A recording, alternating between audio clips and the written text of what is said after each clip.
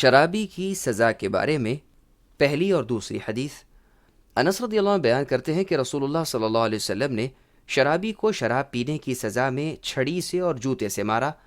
ابو بکر صدیق رضی اللہ عنہ نے 40 کوڑے لگائے۔ اس حدیث کو بخاری و مسلم میں روایت کیا ہے، اور ایک روایت میں ہے کہ رسول اللہ صلی اللہ علیہ وسلم شراب پینے والے کو اس کی سزا میں 40 جوتے یا 40 چھڑی مارا کرتے تھے۔ شرابی کی سزا کے بارے میں تیسری حدیث۔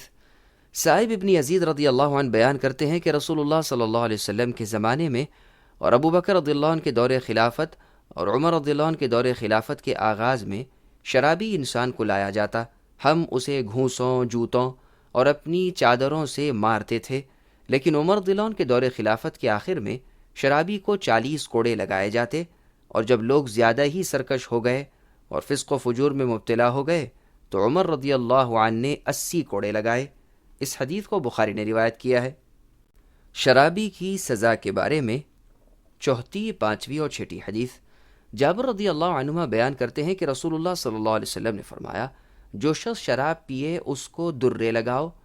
اس طرح سے 4 مرتبہ پیا اور چوتھی دفعہ میں پکڑا گیا تو اس کو قتل کر دو۔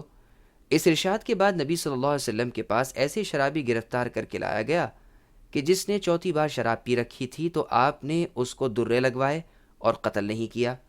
اس حدیث کو ترمذی نے روایت کیا ہے، اور اس حدیث کو ابو داؤد نے قبیصہ ابن ذؤیب سے روایت کیا ہے، اور ان کے علاوہ نسائی، ابن ماجہ اور دارمی نے صحابہ کرام رضی اللہ عنہم کی ایک جماعت سے نقل کیا ہے، جن میں سے ابن عمر، معاویہ، ابو ہریرہ اور شرید رضی اللہ عنہم شامل ہیں۔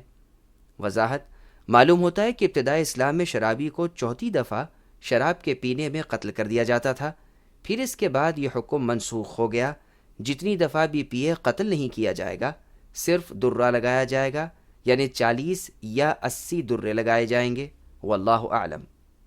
شرابی کی سزا کے بارے میں 10ویں حدیث۔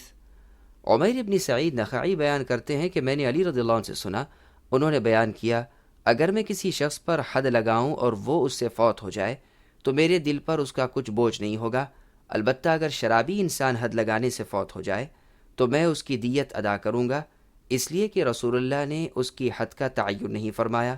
اس حدیث کو بخاری و مسلم میں روایت کیا ہے۔ وضاحت: پہلے یہ گزر چکا ہے کہ رسول اللہ نے 40 درے لگوائے تو معلوم ہوا کہ شرابی کی سزا حد مقرر ہے۔ ممکن ہے کہ علی رضی اللہ عنہ کو اس کا خیال نہ رہا ہو۔ واللہ اعلم بالصواب۔